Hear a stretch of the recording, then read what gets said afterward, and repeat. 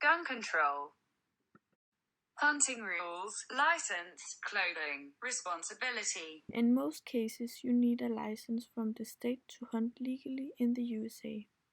That's because the states are responsible for managing wildlife even when the hunting is on federal land.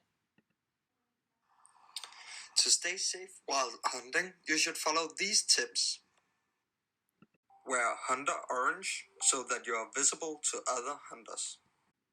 Let somebody know when you will be hunting and when you return home.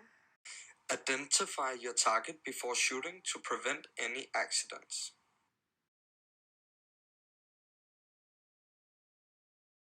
First, we have game hunters, people who have their own cabin in the woods and generally go after a larger animal, like a deer and around that size. But they will hunt birds as well. Second, we have sport hunters, a large group that generally hunts birds of different sizes, but will occasionally hunt larger prey if the opportunity arises. Lastly, amateurs, they can be the most dangerous kind. They will go after whatever they find. Some just like to shoot squirrels.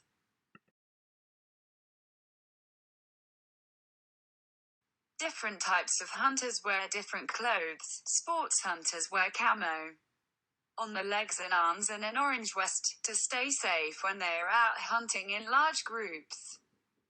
Game hunters usually hunt alone or in pairs, so they just wear camo.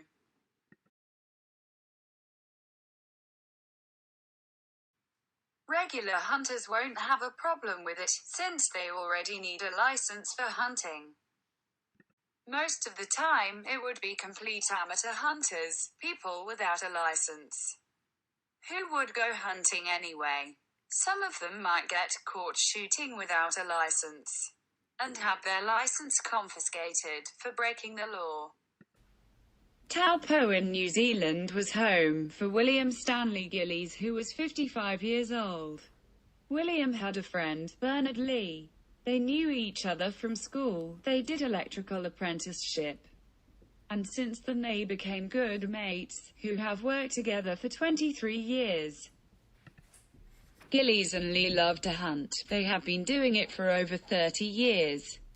They had their own places where they went for hunting, but one of their favorite one was Pureora Forest.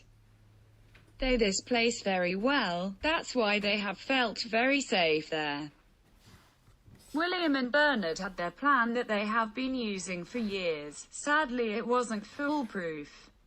It was April 2005. William has kissed his wife goodbye and she told him to come back home safe. Gillies and Lee took to Pureora Forest, where William went down a ridge.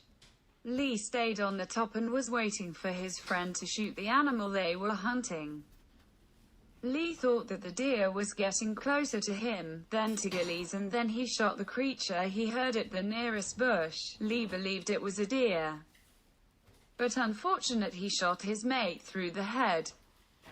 Bernard called Bronwyn to tell her to call 911, because he shot William. The phone call was around 1 a.m. William's wife wasn't mad at Lee at all. She knew that it was an accident and she knew that Lee was really close to her husband. That's why she decided to keep in touch with him. Bernard couldn't put himself together. He was on the medication to calm everything down. As Ms. Gillies said, he was a mess after William's death.